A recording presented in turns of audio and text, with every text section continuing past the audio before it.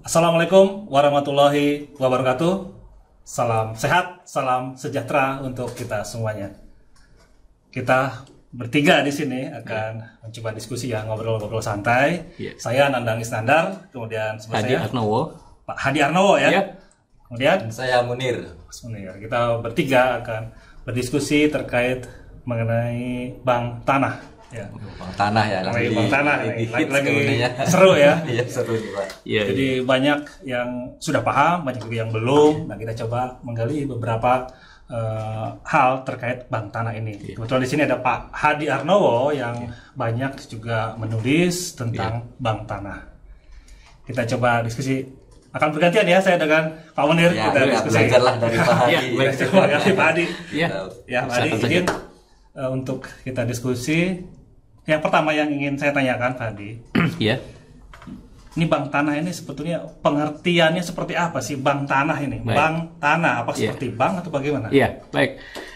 Pak Nandang dan juga Pak Munir ya, sebetulnya sih kalau kita merujuk pada pengertian secara bahasa ya, barangkali kita ada padanan yang disebut dengan land bank itu di bahasa Inggris. Kemudian juga ada pengertian yang lain adalah land banking.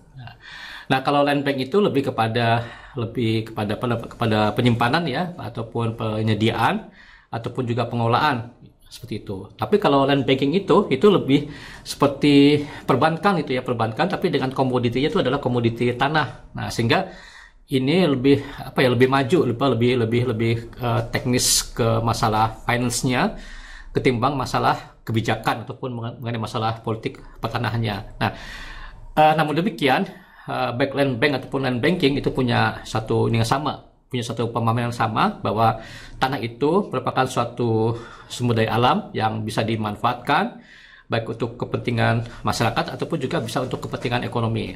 Nah, dalam konteks bank tanah yang dibentuk di Indonesia itu tidak terlepas dari lahirnya bank tanah ya, Pak Nandang sama Pak Munir. Kita tahu bahwa UCK atau Undang-Undang Cipta Kerja itu sudah lahir tahun 2020, tahun kemarin ya, 2 tahun lalu ya, maaf. Itu dengan Undang-Undang nomor 11 tahun 2020. Itu tepatnya pada pasal 125 sampai pasal 135. Kemudian dilanjutkan dengan peraturan pemerintah nomor 64 tahun 2021 tentang Badan Bank Tanah ya, sebagai kelanjutan dari UCK tersebut. Nah, disitulah pengertian bank tanah itu kalau saya dapat membaca dari pasal 1 di PP 64 itu, yaitu Badan Bank Tanah yang selanjutnya disebut Bank Tanah adalah badan khusus atau sui generis yang merupakan badan hukum Indonesia yang dibentuk oleh pemerintah pusat yang diberi kewenangan khusus untuk mengelola tanah. Jadi ini sudah lebih menyempit kepada satu lembaga yang dibentuk oleh pemerintah, dan lembaga tersebut dia mempunyai kekhususan ya, di mana yang disebut dengan bank tanah tersebut itu diberikan kewenangan untuk mengelola tanah. Jadi begitu Pak Nandang pengertian dari bank tanah, dari yang bersifat konteks umum dan yang disebutkan dalam peraturan pemerintah ini. Dan inilah yang saya kira untuk dalam bahasan berikutnya kita lebih sempit atau lebih memfokuskan pada pengertian yang disebutkan dalam PP 64 tahun 2021 itu.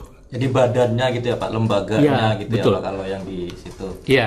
Jadi kalau di sini dalam praktek yang nanti akan dilaksanakan di Indonesia itu lebih kepada lembaga yang dibentuk oleh pemerintah dengan tujuan itu tadi untuk pengelola tanah. Nah, itulah perbedaannya dengan yang pengertian umum tadi yang saya sebutkan tadi itu. Jadi peraturan sudah ada ya Pak ya? Iya, ini betul. Tindak lanjut dari UCK.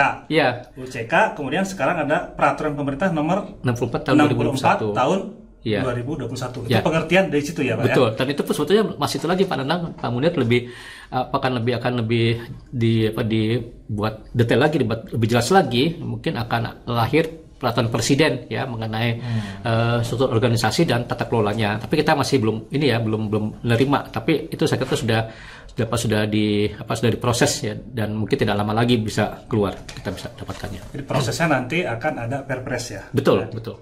Oke. Kita kembali ke mengenai bank tanah ya. Ya. Kita kan ingatnya bank. Kemudian bank tanah itu kita kan di Indonesia mungkin lebih seru-seru rame-rame sekarang ya. Apakah di luar negeri sudah ada, Pak? Di negara mana atau seperti apa sih konsepnya kalau mereka tuh bank tanah itu seperti apa?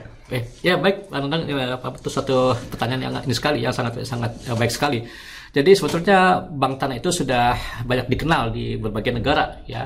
Sebagai contoh misalnya di negara Afrika Selatan ya, kemudian juga di negara-negara berkembang di India, di Pakistan, dan juga negara-negara Eropa, negara Asia Timur itu juga sudah melaksanakan bank tanah. Bahkan kalau di Amerika tuh per negara bagian, Pak Nandang sama Pak Munir. Jadi per negara bagian seperti misalnya di state state apa tuh Virginia, state apalagi tuh ya, saya Florida kalau tidak salah tuh ya, itu beberapa negara bagian itu sudah membentuk bank tanah yang memang dibutuhkan oleh negara bagian tersebut. Tetapi itu sudah lebih advance lagi, lebih maju lagi. Bahkan seperti praktek perbankan ya.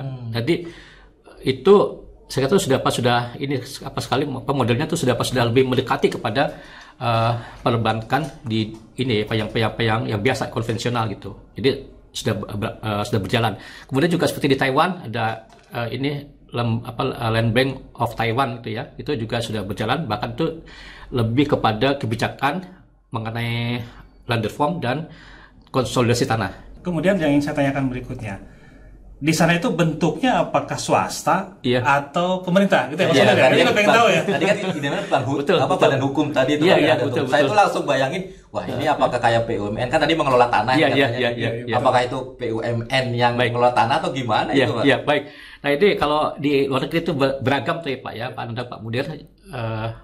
Ada yang dibuat seperti kementerian tuh ya, ada yang apa tuh murni dari pemerintah, kemudian dijalankan seperti hanya pemerintah, dia mempunyai kebijakan juga, land regulator di situ. Ada juga yang bersifat swasta kayak seperti di Amerika Serikat, dia tuh sudah seperti perbankan biasa. Memang itu dibentuk oleh state, oleh negara bagian, tetapi dalam prakteknya itu dia sudah seperti hanya swasta gitu. Nah, di pemerintah ini di Indonesia ya, itu kita merujuk pada PP 64 tahun 2021 ya, yang sudah terbit itu, bahwa tadi saya sebutkan di awal bahwa bank tanah itu seperti lembaga tersendiri, lembaga khusus ya, yang disebut dengan sui generis. Nah, sui generis itu dia mempunyai kekhususan ya, dia memang suatu lembaga pemerintah, tapi dia tidak seperti BUMN. Beda ya sama BUMN. Tapi dalam praktiknya dia juga bisa berlaku seperti swasta gitu, dalam segi manajemennya gitu. Mungkin nggak kebayang Pak Nandang ya. Jadi kalau kita melihat ya berbagai lembaga sui generis yang telah ada itu seperti misalnya Bank Indonesia, ada juga BPJS itu sudah melaksanakan prinsip-prinsip sui generis dengan kekhususannya itu. Nah, kalau bank tanah itu disebut sebagai badan hukum, iya karena disebutkan tadi badan hukum. Tetapi badan hukum di sini adalah dalam rangka dia mengelola keuangan negaranya. Jadi dia diberikan modal oleh negara, itu kemudian dikelola sendiri. Nah, itulah dia bentuknya tidak seperti lembaga pemerintah, dia adalah badan hukum. Tetapi di sini dia berbeda dengan BUMN. Nah, apa bedanya? Kalau BUMN itu dia berorientasi pada keuntungan sebesar-besarnya, profit oriented. Nah, profit oriented itu dia kemudian mendapatkan keuntungan untuk kemudian dibagikan ke sebagai dividen ya kepada pemegang saham atau disetor pada kas negara ya, seperti itu, persero maupun jawatan ya. Tetapi kalau bank tanah itu dia mendapat keuntungan, iya memang ada, tapi dia lebih kepada non profit oriented. Jadi lebih kepada untuk mengusahakan bagaimana lembaga itu bisa berjalan mandiri ya, karena tidak lagi dibiayai oleh negara si bank tanah itu. Jadi hanya diberikan modal awal. Nah, itu untuk selanjutnya dia harus bisa mencukupi kebutuhan operasionalnya. Karena itulah dia perlu juga keuntungan untuk itu. Dan satu lagi dia perlu juga untuk memupuk modal untuk apa? Ya untuk pengadaan tanah, dia untuk bisa membeli tanah, bisa mengadakan tanah yang lainnya supaya dia bisa mendapatkan tanah untuk kemudian dikelola kepada pihak-pihak yang membutuhkan tanah seperti itu. Jadi kalau kita berkaca dari tadi ya kan di luar negeri ada. Nah, kita coba mengadopsi ya, melihat. Ada perbedaannya berarti ya Pak? Iya, betul. Kalau di luar ada lebih banyak ke swasta mungkin ya? Iya. Kalau di kita berbeda. Jadi sebetulnya gini Pak, mungkin kalau itu ya, kalau dibilang berbeda itu adalah dalam hal orientasi lembaga yang dibentuk oleh negara tersebut. Jadi bisa saja mungkin kalau di negara-negara Eropa itu, kenapa dia membuat bank tanah? Karena dia membutuhkan adanya semacam kebutuhan pengembangan kota ataupun mungkin juga konsolidasi tanah pertanian. Nah itulah bank tanah di Eropa itu lebih ke arah situ. Kemudian juga kalau di Taiwan misalnya ya, itu pembentukan bank tanah itu adalah rangka menguatkan organisasi Landesfonds. Ya, jadi petani-petani yang tergabung dalam satu katakan koperasi yang kemudian dia juga terlibat dalam program Landesfonds redistribusi tanah. Nah itu juga bank tanah hadir untuk memberikan itu penguatan seperti itu. Ya. Jadi itu sangat tergantung kepada kepada kebutuhan negara yang masing-masing itu. Jadi memang hampir semua negara itu punya ini sendiri, punya tujuan pembentukan bank tanah seperti itu. Ada alasannya ya. Betul, Pak Andang, ya. Nah, kalau di Indonesia sendiri nih, kita sekarang dari luar negeri ya, Mas Mudir ya. Betul. Kita lihat sekarang di Indonesia nih, di Indonesia. Dulu kita belum mengenal bank tanah. Iya, betul. Taunya bank itu kan ada bank BUMN ya, yang urusan dengan uang gitu ya. Nah, sekarang kita bank tanah. Pernah dengar, tapi kan ini lebih jelas sekarang. Ini kenapa nih kita sudah merasa perlukah bank tanah ini, atau mungkin ada hal apa sehingga kita memerlukan? Baik, Pak Mudir ya. Sebetulnya sih kalau secara substansi ya, bank tanah itu sudah pernah hadir ya, bahkan dilakukan oleh negara. Mungkin Pak Mudir pernah mendengar transmigrasi. Nah, itu sebelum proses transmigrasi itu ada istilah pencadangan tanah transmigrasi. Nah, itu model pencadangan tersebut itu kurang lebih sama dengan bank tanah ini. Ya kurang lebih lah. Jadi ada prinsip negara waktu itu ya, dari Departemen Transmigrasi itu mereka mencari tanah untuk kebutuhan transmigrasi itu. Kemudian juga di situ sudah dikelola ya. Jadi tidak semuanya itu tanah itu akan dibuatkan kapling perumahan. Ada juga kapling untuk pertaniannya. Kan mungkin pernah dengar ada lahan usaha 1, lahan usaha 2 ya. Nah itu bagian dari pengelolaan tanah yang nanti sebetulnya itu ya akan diselenggarakan oleh bank tanah. Jadi sebetulnya sih pernah ada seperti itu. Itu di sektor pemerintah. Kemudian juga di sektor swasta, mungkin pernah dengar ya, ada grup-grup perusahaan besar ya, pengembang-pengembang ya, yang ada di Jelengsi misalnya. Hari Senin harganya naik. Di sini ya. Pengembang juga sebelum dia bangun pasti dia siapkan tanah dulu ya. Itu secara prinsip itu melaksanakan prinsip bank tanah tersebut gitu. Jadi harga sekarang tuh sekian, nanti asalnya sudah naik sekian. Belum seperti itu ya.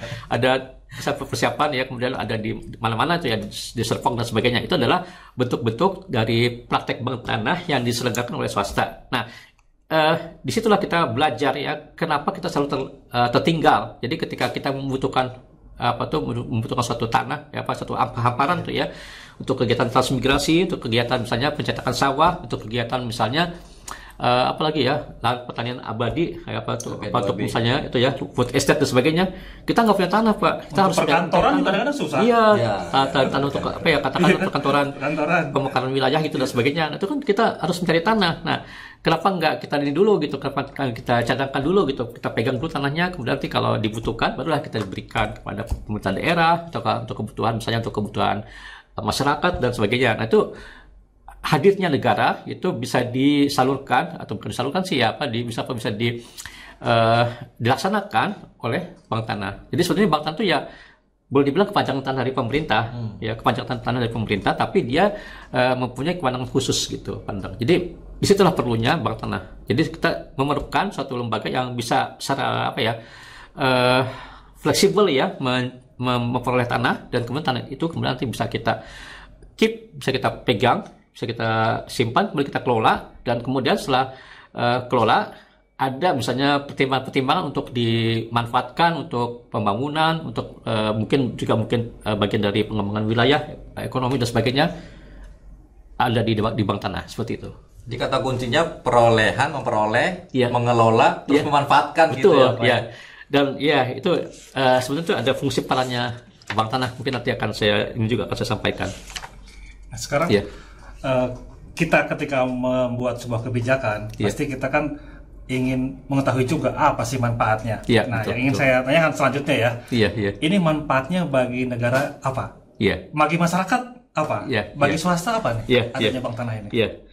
Baik, Pak, ini mungkin saya baca di pasal 2 ayat 2 bahwa bank tanah itu diberikan kewenangan khusus ya untuk menjamin ketersediaan tanah ya dalam rangka ekonomi berkeadilan. Untuk apa? A. Kepentingan umum, B. Kepentingan sosial, C. Kepentingan pembangunan nasional, D. Pemerataan ekonomi, E. Konsolidasi lahan, dan F. Reforma agraria. Jadi saya kira itu dari 6 aspek ekonomi berkeadilan itu sudah mencakup. Jadi sebetulnya memang manfaatnya tuh ini sekali, sangat boleh dibilang sangat besar sekali bagi segala kegiatan lah boleh dibilang yang membutuhkan tanah. Itu pasti bank tanah itu akan bisa berperan. Jadi kalau dibilang manfaat ya secara umum itu pasti akan dia menjamin ketersediaan tanah. Tapi kemudian lebih detail lagi barangkali bisa juga untuk meningkatkan pertumbuhan ekonomi di suatu wilayah barangkali ya. Atau juga barangkali bisa meningkatkan suatu mungkin investasi misalnya dengan pola kerjasama, kan bisa saja itu dengan pemanfaatan dengan pihak ketiga, pihak lain ya. Kemudian bank tanah itu bisa menjadi semacam pemicu, trigger bagi investasi dan sebagainya. Itu manfaat yang tambahnya ya, manfaat detailnya itu ya. Saya kira itu banyak sekali manfaatnya, tapi secara umum adalah menjamin ketersediaan tanah.